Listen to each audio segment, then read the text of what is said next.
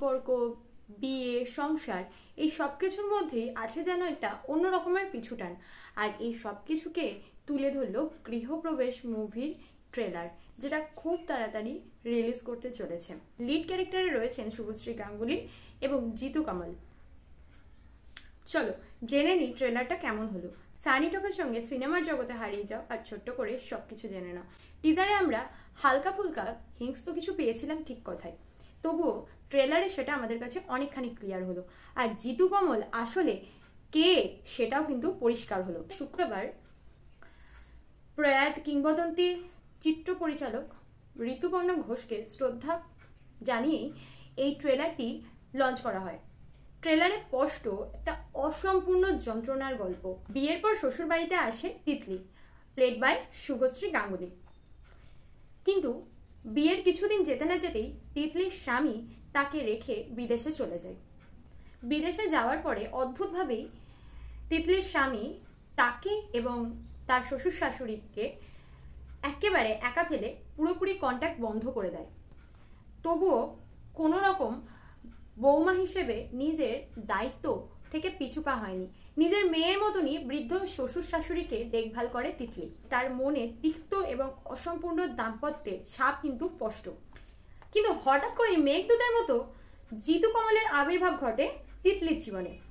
এখানে জিতু কমলের ক্যারেক্টারটির নাম হচ্ছে মেঘদূত বোস। পেশায় তিনি হার্ট স্পেশালিস্ট। তিতলির জীবনে মেঘদূত কি একটু একটু করে জায়গা করে নিচ্ছে? যদিও সেই প্রশ্নের উত্তর যদি দিতেই হয় খুব ইজিলি দেওয়া যায়, কারণ এই ট্রেলারে সেই কেমিস্ট্রির ছাপ কিন্তু স্পষ্ট।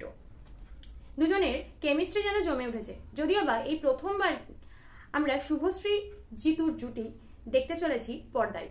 এছাড়াও কাস্টে রয়েছেন শ্রেয়া চট্টোপাধ্যায়, রুদ্রনীল ঘোষ, কৌশিক গাঙ্গুলি। তবে ট্রেলারেও শুভশ্রী মানে তিতলি ক্যারেক্টারটির স্বামীকে সেটা কিন্তু কোনো রকম ভাবে প্রকাশ্যে আনা হয়নি। সেটাই হয়তো আসল টুইস্ট গল্পের।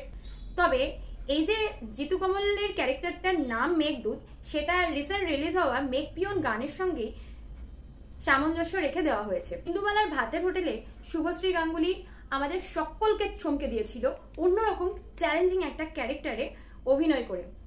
এবারে আর ক্যারেক্টারটাও যথেষ্ট চ্যালেঞ্জিং। যদিও এরকম অসমাপ্ত গল্প শুভশ্রী গাঙ্গুলির ক্যারেক্টারে আমরা পরিণীতাতে দেখেছিলাম, তবে এই গল্পটা একটা ভিন্নধর্মী গল্প হতে চলেছে। সেক্ষেত্রে একটা চ্যালেঞ্জ তো রয়েছে।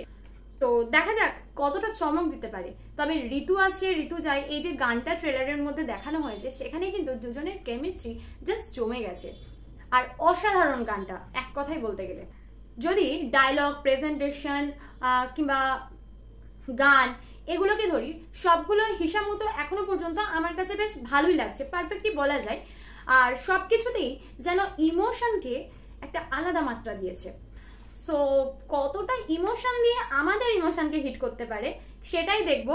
রিলিজ ডেট হচ্ছে 23শে জুন 2025। তাই অপেক্ষার বেশি দিনের না।